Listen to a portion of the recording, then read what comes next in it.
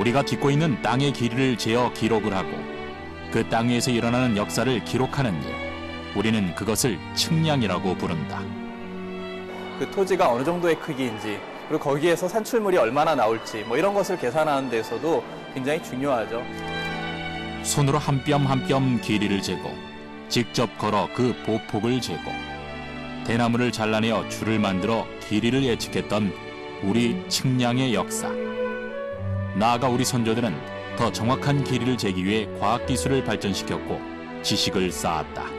기계적인 메커니즘이 도입돼서 우리나라의 측량사의 하나의 업그레이드 됐다고 볼 수 있습니다. 길이를 잰다는 것은 우리의 역사를 기록하는 것이며 나라를 통치하는 것이었고 정해진 기준을 잡아 정확한 마음과 중심으로 세상을 살고자 하는 마음이었다. 우리가 딛고 있는 이 땅 위의 역사와 그 안에 수많은 이야기를 재는 측량의 이야기. 작은 자에서부터 시작되어 발전된 과학기술로 만들어진 측량 기계까지. 길고 긴 땅의 역사와 길이에 담긴 선조들의 과학적인 지식까지 삶의 기준이 되는 측량의 이야기를 들어본다.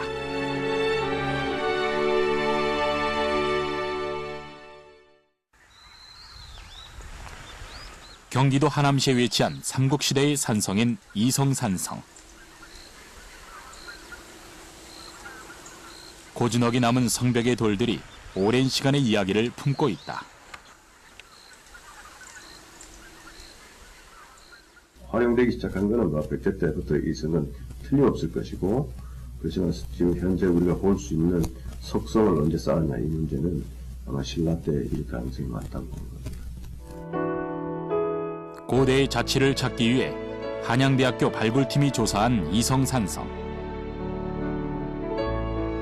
이곳에서 특별한 저수지가 발견되었는데 바로 이 저수지에서 과거 삼국시대의 다양한 유물들을 찾을 수 있었다.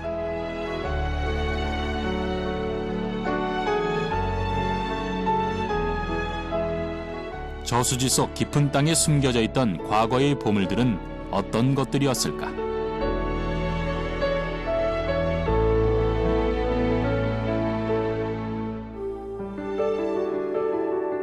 지난 2000년 7월, 신라가 한강 유역을 방어하기 위해 쌓은 여러 성 중 하나인 이곳 이성산성의 남쪽 성벽 아래 발굴터에서는 다양한 삼국시대 유물들이 발견되었다. 시루, 항아리, 굽다리 접시, 사발 등이 발견되었고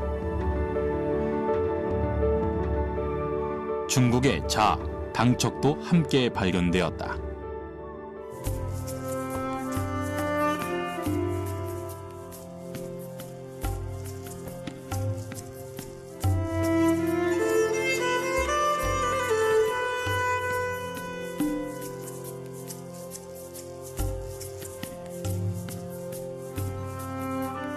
그리고 이곳에서 발견된 특별한 유물, 바로 고구려 척도 있었다.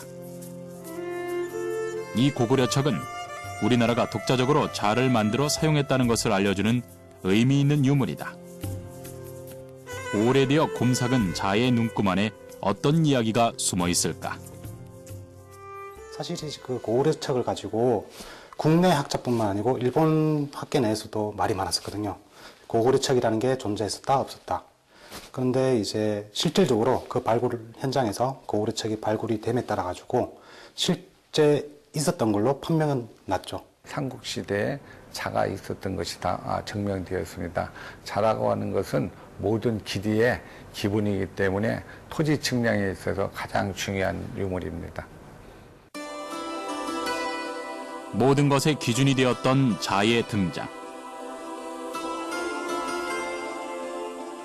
이성산성에서 발굴된 고구려 척의 등장은 당대 자를 활용한 측량이 이미 존재했다는 것을 의미한다.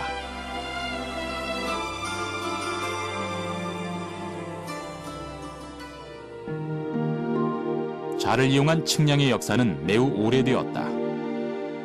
영국과 프랑스에서 발견된 로마 척 등 전 세계 곳곳에서 출토된 과거의 자는 인류 역사에 있어 측량이라는 것이 얼마나 중요한지 알 수 있는 유물인 것이다. 모든 물체에 대한 정형을 갖다가 과학적으로 계량하는 데 있어서는 길이가 가장 으뜸입니다. 길이를 알아야 그 다음에 가로 세로가 돼서 면적이 나오고 거기다가 다시 가로 세로 높이가 돼서 치적이 나오기 때문에 모든 과학에 있어서 가장 기본이 길이를 잰다든지 거리를 재는 것입니다. 우리 실생활에 있는 모든 것들이 그 기준되는 그 길이에서부터 출발하기 때문에 그 기준이 서지 않으면 어떤 것이든지 출발할 수 없는 그런 어떤 가장 원초적이고 기초적인 그 중요한 그런 개념이 길이라고 생각합니다. 충남 당진에 위치한 도량형 박물관.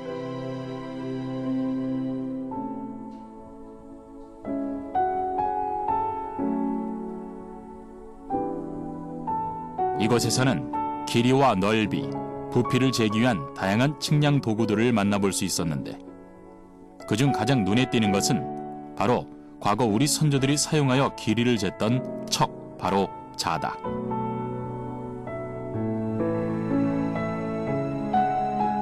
우리 선조들은 이 자로 무엇을 재었던 것일까?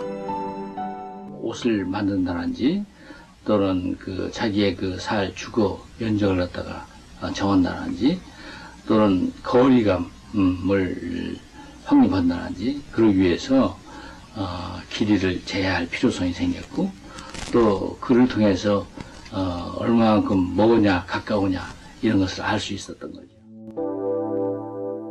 30cm 안팎의 짧은 길이. 우리 선조들은 이 작은 자로 가장 원초적이고 실용적인 측량을 시작했다.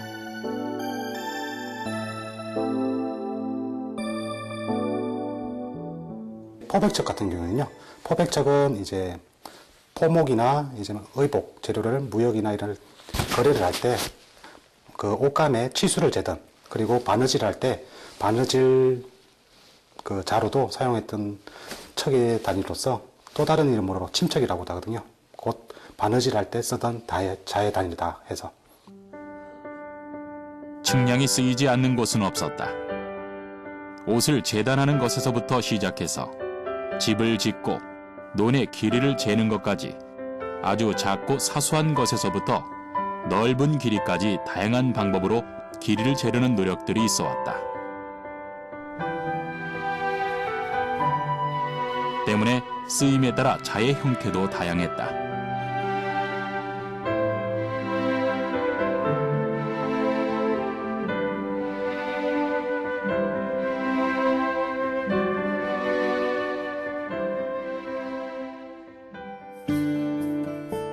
아주 작은 길이는 자를 사용해서 잴 수 있었지만 도로나 길의 길이를 재거나 소유한 논밭 등 토지의 규모를 측정할 때는 자로서는 거리를 잴 수가 없었기에 자 외에 다른 것으로 거리를 측정하는 새로운 방법을 시도하기 시작했다.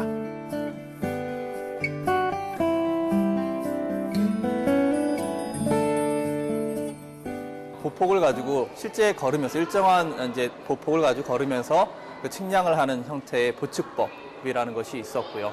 그리고 또 하나가 이제 줄을 가지고 재는 거죠. 뭐 지금처럼 이렇게 짧은 줄이 아니라 긴 줄을 가지고 실제로 재면서 하는 그 승척법 뭐 이런 것들이 있었습니다. 보측법은 성인 남성의 한 걸음을 기준으로 하는데 일부의 길이를 걸음수에 곱해 전체 거리를 구하는 원시적인 방법이다. 그렇다면 보측법으로 어떻게 논밭의 길이를 잴 수 있었을까? 전통적인 방법인 보측법으로 거리를 측정해 보기 위해 인천 계양고등학교 학생들이 직접 실험에 나서기로 했다.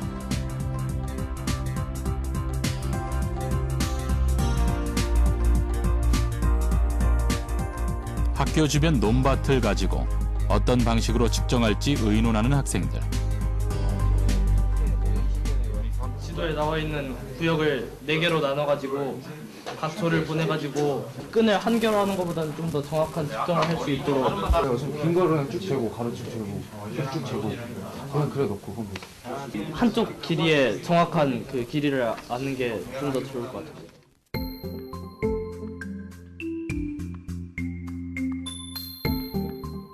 직접 걸으며 거리를 측정하는 보측법을 실험해 보기 위해 학교 근처 논으로 직접 이동하는 학생들.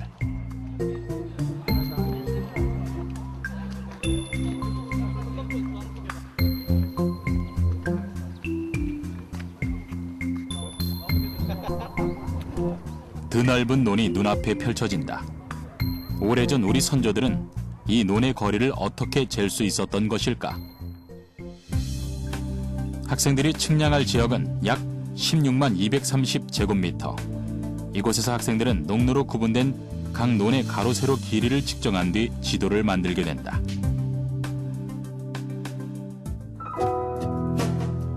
논의 거리를 직접 보측법으로 재어보는 학생들.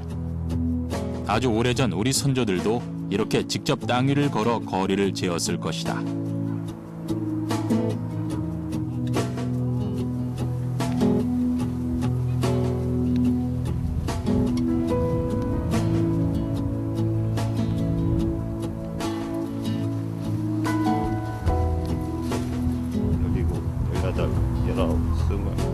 직접 걷는 걸음의 숫자를 세며 걷고 또 걸어 그린 지도는 과연 어떤 모습일까? 보측법으로 거리를 측정한 학생들이 만든 지도는 생각보다 많은 오차를 보였다.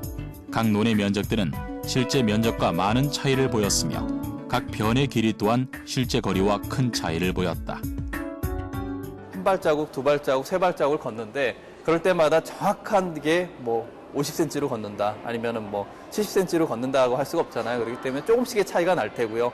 그러다 보니까 이제 그거를 이렇게 오랫동안 하다 보면 조금의 오차들이 쌓여서 큰 오차를 만들어내는 경우가 많죠. 성인 남자의 한보 아니면 예를 들어서 한 뼘도 성인 남자의 한 뼘이라는데 사실이지 사람마다 개개인 각각마다 사이즈가 갖고 있는 사이즈가 다 다르기 때문에 이제 거기에서 생기는 차이 때문에 그 물품 거래나 아니면 그런 과세든지 그런 부분에 있어서 일정 부분 차이가 나게 되는 거죠. 가장 간단하게 거리를 측정할 수 있는 방법이지만 그렇기 때문에 오차가 생길 수밖에 없는 한계를 가진 것이 바로 보측법이다.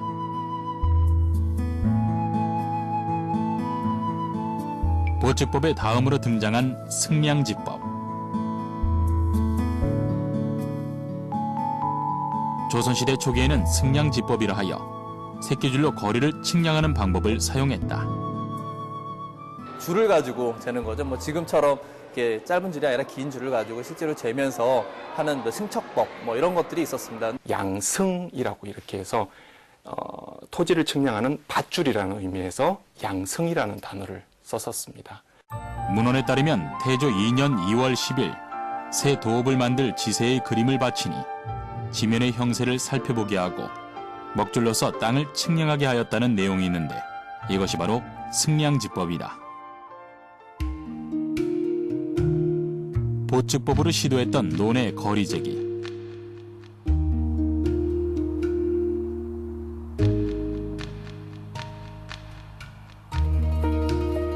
이번에는 줄을 이용한 승량지법으로 직접 거리를 재어봤다.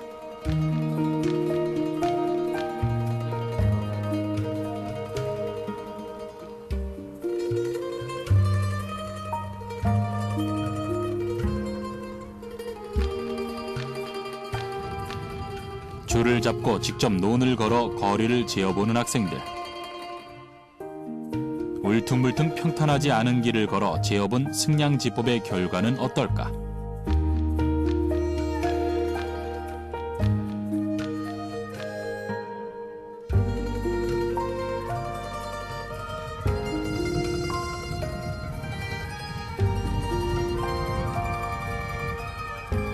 학생들은 또 다른 전통 측량 방법인 승량지법으로 논의 지도를 그려봤다. 그럼 우린 이만큼 구한 거야. 좀 쟤네 확인합니다. 승량지법을 사용한 학생들의 지도 또한 실측 지도와 많은 차이를 보였다. 보측법에 비해 비교적 정확했지만 사용한 줄과 측정 거리의 차이가 많이 나는 경우에는 역시 오차가 생겼다. 줄 같은 거 같은 경우에 잴 경우에도 줄의 이제 그 길이에 따라서 또는 뭐 그 형태에 따라서 또 그 고도에 따라서 이런 것들이 계속 변화되기 때문에 정확한 거리를 측정하기 힘들었습니다. 길이가 정확하지 않고 부정확하게 이렇게 측량이 되거나 측정이 되었을 경우에는 결국에는 그 길이로 인해서 적용받고 있는 우리를 둘러싼 모든 유형적이고 재산적이고 사회적인 모든 기제들이 모두 이렇게 무너질 수 있겠죠. 당시 국민들의 재산은 곧 토지였고 이 토지를 얼마나 정확히 측량하느냐에 따라 재산과 세금의 문제가 달라졌기 때문에 올바른 측량은 국민의 생존과 국가의 통치에 매우 중요한 영향을 미쳤다.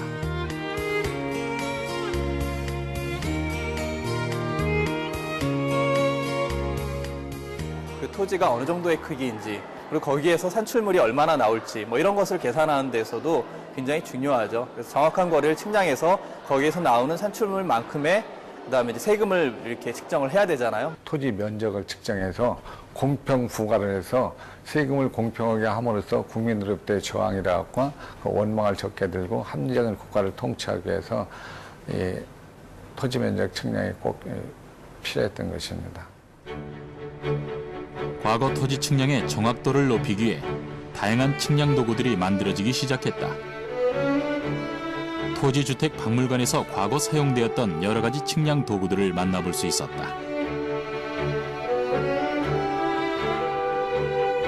그 중에 하나가 바로 죽제권척이다. 한자짜리 자를 기준으로 해서 그거를 이렇게 연결을 시켜서 그거를 그 길이를 기준으로 해서 긴 자의 이제 치수를 이제 입력을 하게 되죠. 기록을 하게 되죠. 그래서 그걸 이제 계속 연결시켜서 이제 둘둘 말아 다니면서 어깨에 걸고 다니면서 이렇게 측량을 했었습니다.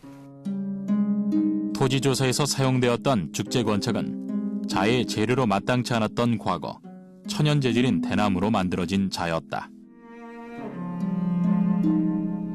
길다랗게 이어져 둘둘 말린 대나무 줄자, 죽제권척.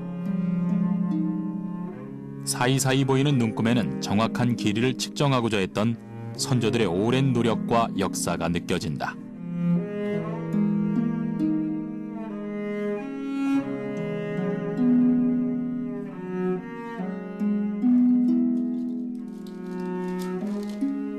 둥글게 감아두었던 죽제권척을 조심스레 펼치자 곱기만 할 것 같은 대나무 줄자가 유연하게 펼쳐져 꽤 긴 길이를 잴 만큼 길어진다.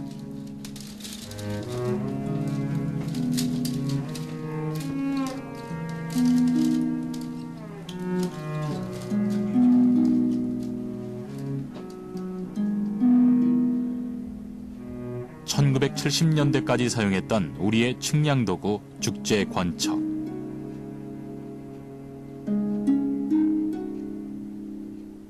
그런데 왜 자의 재료로 단단한 대나무를 사용했던 걸까?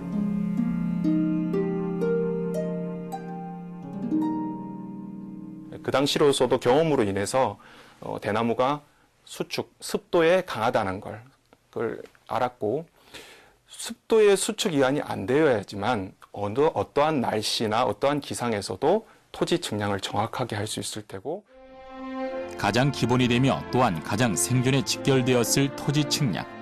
이 정확한 토지 측량을 위해서 우리 선조들은 정밀한 도구를 사용해 보다 정확한 거리를 재고자 노력했던 것이다. 우리나라는 과거부터 농업을 기반으로 살아왔고 때문에 공정하고 정확한 토지 측량은 매우 중요한 일이었다. 과거 토지 측량이 얼마나 중요시 되었는지를 보여주는 중요한 유물이 양안이다. 조세 부과를 목적으로 전지를 측량하여 만든 토지대장 양안에는 많은 정보가 담겨 있다.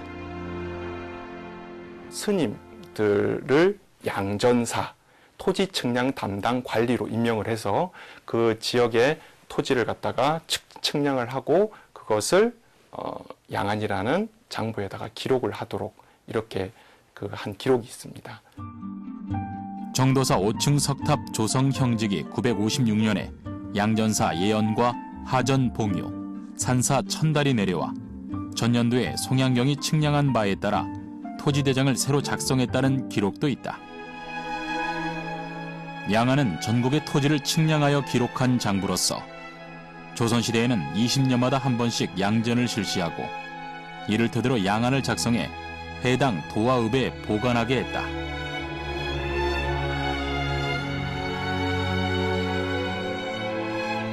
실제로 이 양안에는 토지에 대한 자세한 정보들이 담겨 있다. 맨 위에는 토지의 지번과 측량 방법이 기록되어 있고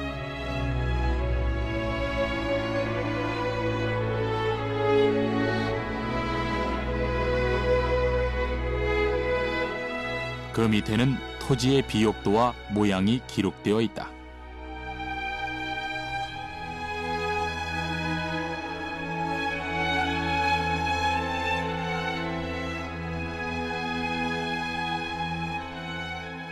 그리고 가장 중요한 토지의 면적이 나타나 있다.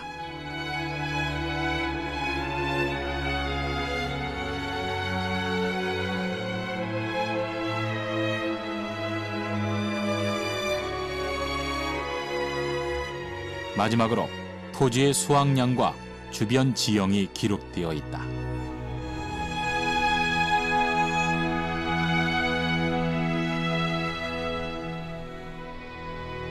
현재의 지적도와 비교하여 보아도 큰 차이가 없을 정도로 매우 꼼꼼하게 기술되어 있다. 정확한 측량을 위한 측량기구들의 발전은 해를 거듭해 조선시대 혁명적인 발전을 불러일으켰다. 경기도 과천시에 위치한 국립과천과학관에서 놀라운 측량기구 기리고차를 만날 수 있었다. 기리고차는 일정한 거리를 가면 북 또는 징을 쳐서 거리를 알려주는 조선시대의 반자동 거리 측정 수레이다.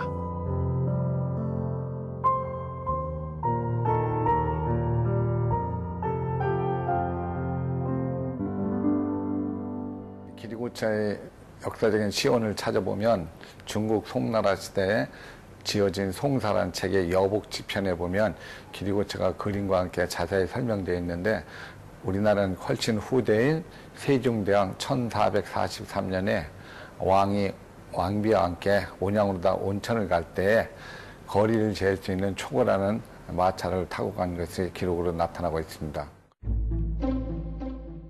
세종실록에 보면 세종 23년 3월 17일 왕과 왕비가 온수연으로 갔다. 이 행차에 처음 기리고를 사용하니 수레가 일리를 가게 되면 목인이 스스로 북을 쳤다는 기록이 남겨져 있다. 그렇다면 이 기리고차는 어떻게 생겨 어떻게 작동하는 것일까? 기리고차에 대한 정확한 설계도와 제작일지는 남겨지지 않아 그저 추상도로 그 모양과 원리를 짐작할 수 있었다. 다행히 조선 후기 실학자이자 과학사상가인 홍대영의 책 주의 수용을 통해 기리고차의 자세한 형태를 복원할 수 있었다.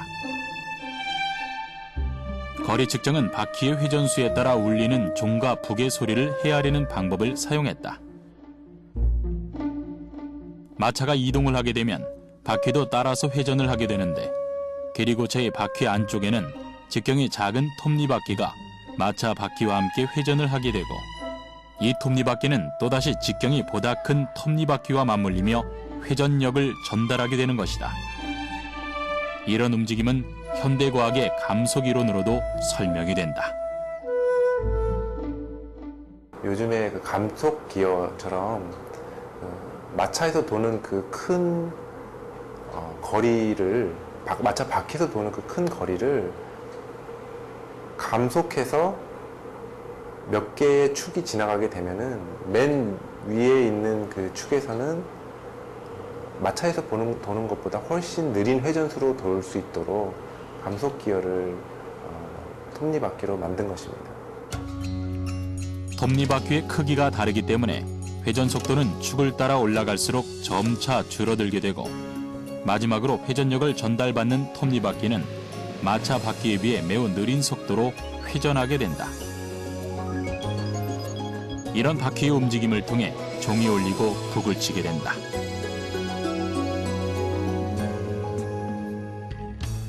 바퀴가 돌아가는 그 수레에 따라서 조금씩 돌아가겠죠. 거기에 따라서 이제 종을 한 번 쳐주고 두 번 쳐주고 또는 뭐 북을 한 번 쳐주고 북을 여러 번 쳐주고 하면서 실제 거리가 이제 가면서 이제 뭐 1리 갈 때 또는 10리 갈 때 그 거리를 표시를 해주고 그거를 측정해가지고 계산을 해보면 거리를 정확하게 측량할 수가 있게 되는 거죠.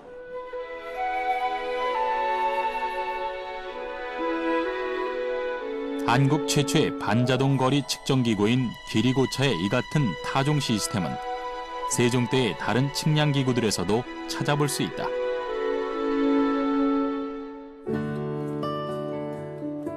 세종대 장영실이 만든 물시계 자격루는 큰 그릇에서 흘러내린 물이 작은 그릇으로 들어가 살대가 떠오르면 부력이 지렛대와 쇠구슬에 전해지고 쇠구슬이 떨어지면서 동판 한쪽을 치면 동력이 전해져 나무로 된 인형 3구가 종과 북, 징을 쳐서 15장치를 움직인다.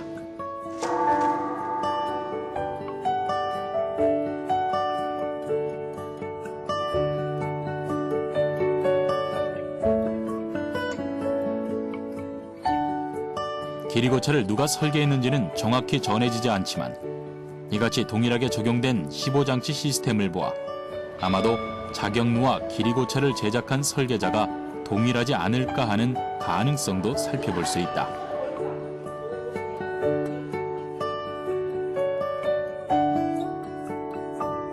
바퀴의 회전수가 바로 거리를 측정하는 그 신호가 됩니다. 근데 바퀴에 바로 축이 연결되고 거기서 신호를 얻게 되면은 당연히 바퀴가 많이 돌게 되면 신호가 너무 많이 나오게 되고 그런 신호를 거리를 재는 것에 활용하는 것은 좀 계측을 비효율적으로 만들게 됩니다. 그렇다면 왜 톱니바퀴의 회전수가 점차 느려지게 설계된 것일까?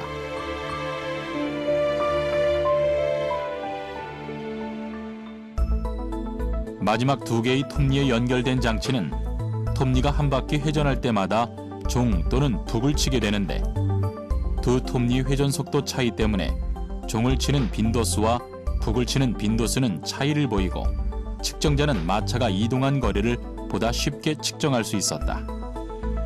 이렇게 톱니바퀴 회전을 이용해 거리를 측정하는 방법은 오늘날에도 많이 사용된다.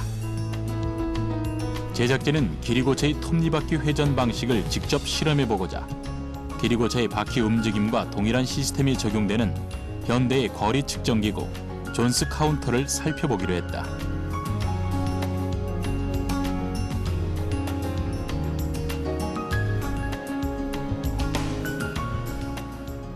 존스 카운터는 그 마라톤을 실측하기 위해서 영국에 있는 그 존스라는 수학학자가 그 카운터를 그 자전거에 부착해서 만들기 시작되어 그 존스 카운터라고 명명이 되어 있습니다.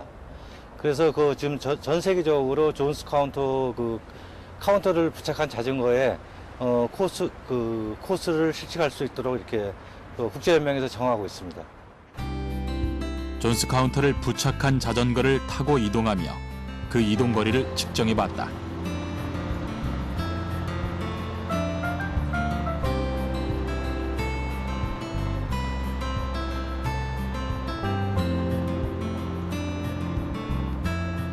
바퀴가 돌아갈 때마다 카운팅되는 숫자는 자전거를 타고 움직이는 꽤 긴 거리를 정확하게 가늠하게 해주었다. 과거 길이고차를 타고 온양온천까지의 거리를 재었다는 문헌의 정확성을 다시 한번 실감할 수 있었다. 한쪽이 미끄러져서 돌아갈 수가 없는 구조로 되어 있습니다. 그래서 두 축 중에 어느 한 축은 돌아가고 한 축은 돌아가지 않는 그런 일이 생기지 않기 때문에 톱니바퀴에는 그런 구속 조건이 성립을 하게 됩니다. 그렇기 때문에 한쪽에서 도는 그 힘이 아주 정확하게 요즘으로 얘기하면은 디지털 방식처럼 정확하게 신호와 힘이 전달이 되게 되는 것입니다. 그렇다면 직접 걸어 거리를 재었던 보측법과 비교하여 바퀴의 움직임으로 거리를 측정했던 길이고차는 어느 정도의 정확도의 차이를 보였을까?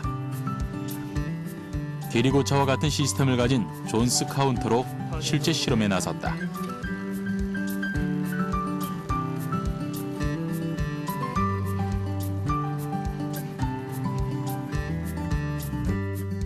보측법과 톱니바퀴의 움직임으로 같은 거리를 측정해 보았을 때의 결과는 어땠을까?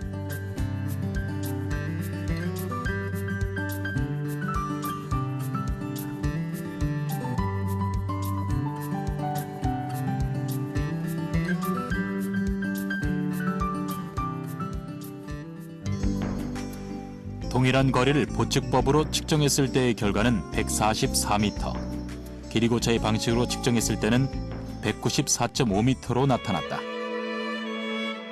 큰 톱니와 작은 톱니의 맞물림, 거기에 감속이론과 15장치를 통한 수월한 거리 측정이 가능하게 한 길이고차의 발명은 많은 변화를 가져왔다. 문종 1451년에 지금의 서울, 잠실, 송파의 삼전도가 있는데 그곳의 뚝방을 축조하기에 앞서서 거리를 쟀다는 기록이 왕조실록에 전하고 있습니다. 1450년 10월 23일자의 문종실록에 삼전도, 현 서울시 삼전동에 나루를 설치했다고 기록되어 있다.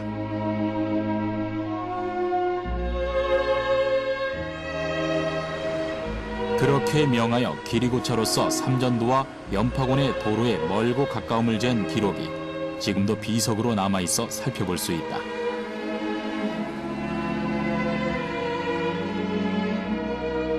농경사회인 조선에서 토지를 정확하게 측량해 그에 따른 합리적인 세금을 걷어들이는 데 큰 역할을 했을 길이고차는 이처럼 토목공사 등의 분야에도 사용되어 측량의 역사에 획을 그었다.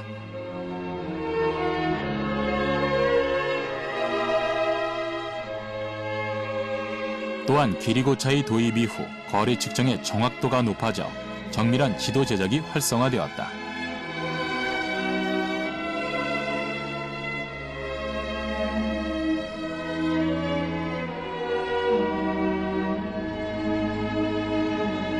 그 대표적인 것이 바로 우리나라 최초의 실측 전국지도로 알려진 동국지도다. 동국지도라고요. 정척이 만든 지도이죠. 그 지도 같은 경우에도 이러한 이제 길이고차를 사용해서 정확한 거리를 측량했고 거기에 맞춰서 정확한 지도를 만들었다라는 기록이 남아 있고요. 그리고 또 하나가 이제 팔도도라고 하는 건데요. 이것도 마찬가지로 정척이 만들었다라고 하는데 굉장히 그 정확도가 정밀해서 나중에 후세에도 지도를 만드는데 기본 틀로 사용했다라고 할 정도니까요. 세종 때 만들어진 길이고차가 결국에는 이런 정확한 지도를 만드는 기본 도구가 되었다라고 볼 수가 있습니다. 네.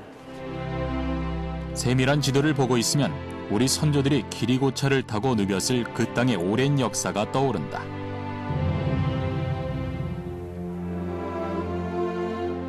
충청남도 당진시에 위치한 도량형 박물관에 남아있는 오래된 자. 이 자에는 단지 길이를 재기 위함이 아닌 정확한 측량의 의미와 정신이 담겨 있다.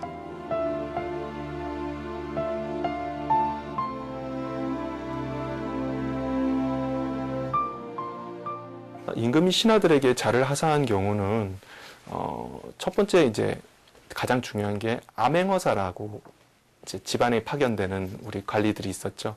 그 암행어사에게 이제 자를 하사를 했는데요. 그때 암행어사에게 하사했던 자는 이게 그냥 선물이 아니고 암행어사가 수행하는 임무와 관계 있는 자였습니다. 정조 22년 4월 27일 어사의 계본에서 논한 형고가 법척에 맞지 않는다는 것은 진실로 목척의 길이가 고을마다 각각 다른 데서 말미암은 까닭이라며 정확한 자를 표준 삼아 과불급에 폐단이 없도록 하게 하라는 이야기가 전해진다. 이 자에는 목공과 건축에 사용하던 영조척을 비롯해 조선시대 황종 율관의 길이를 재는 데 쓰던 황종척,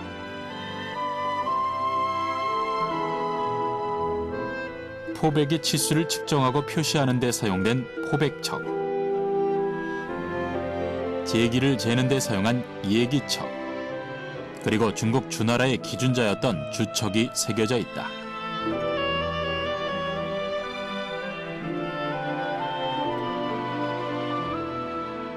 건축물의 높이, 호화스럽나 안 호화스럽냐 이런 거에서부터 그렇고, 그리고 형구, 그 죄인을 다스리는 형구, 곤장이라든가 태라든가 옛날에 형구들 있지 않습니까? 가 이렇게 형틀, 그런 것들이 사이즈가 모든 것들 말씀드렸던 사이즈가 잘못 측정되고 과하게 측정되었을 경우에는 그 사회에 있는 그 지역 사회에 있는 백성들이 아주 큰 경제적이고 신체적이고 인격적인 고통을 당할 수가 있습니다. 그렇기 때문에 유척을 암행여사에게 하사를 했던 것입니다. 우리 선조들은 자를 통해 단순히 길이만을 잰 것이 아니다. 백성들의 고충과 생활상을 살펴재었고 변치 않는 청렴의 의미를 세웠다. 만약에 그 단위가 변할 경우에는 자의 개념이 아니죠.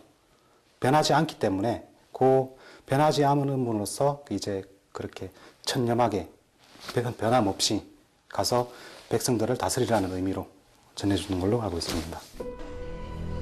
다양한 형태와 의미를 가진 자, 그 중심에는 공정하고 바르게 사람을 생각하는 측량의 의미가 담겨 있다.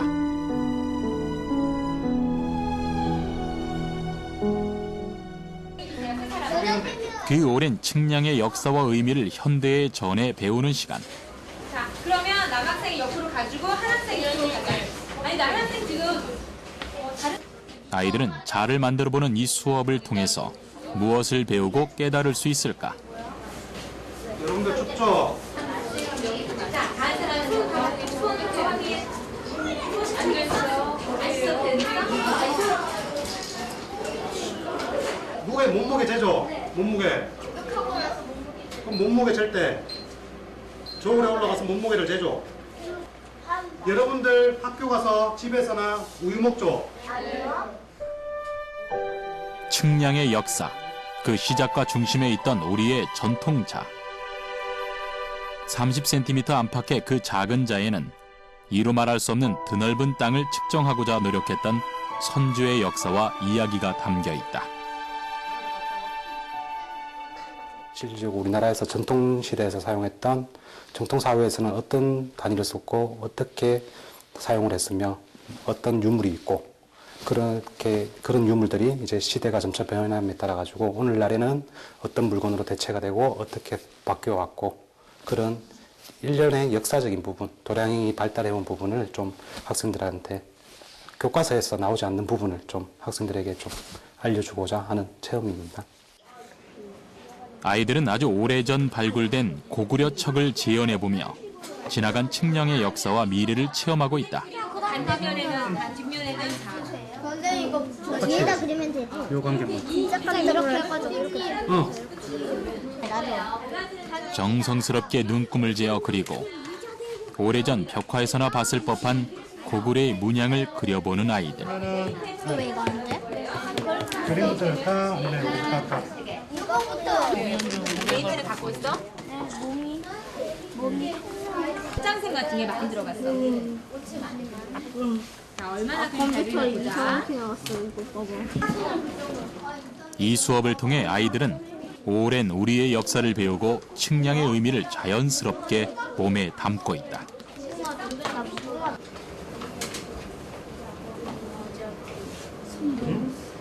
다른 팀에 가서 잡아봐. 아, 쌤한테 있지? 사물놀이에서. 가상을 치는 게 어려워. 우리의 마음을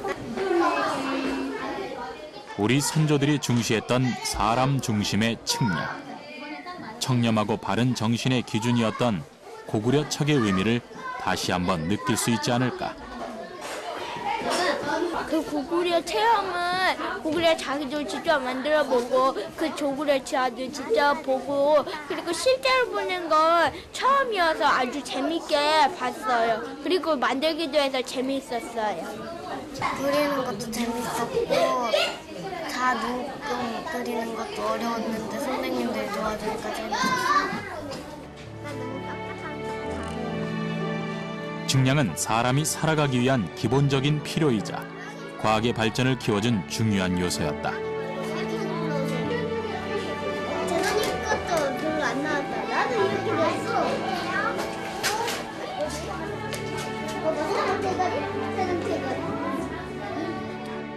인간이 지식 축적이 많아지면서 이런 것들을 효율적으로 생산 관리하기 위해서는 정밀한 단위가 필요하며 이러한 정밀한 단위는 그 당시의 기술력을 반영해 주는 것이라고 볼 수 있습니다. 결국 길이는 과학 기술적인 내용을 가지고 있는 그러한 측면이지만은 사회 정의라든가 평등이라든가 인간의 행복과도 직결되는 그러한 어떤 가치라고 할 수 있겠습니다. 길이를 통해 나라를 다스렸고 길이를 재어 국민을 편안케 했다. 땅의 길이를 재는 일, 측량은 통치의 수단이었으며 과학의 기본이었고 청렴의 기준이기도 했다. 지금 우리는 선조가 쟀던 그 땅 위에서 어떤 역사를 만들어 나가고 있을까? 작지만 올곧었던 자처럼 바르고 곧은 역사를 이 땅 위에 새겨나가야 할 것이다.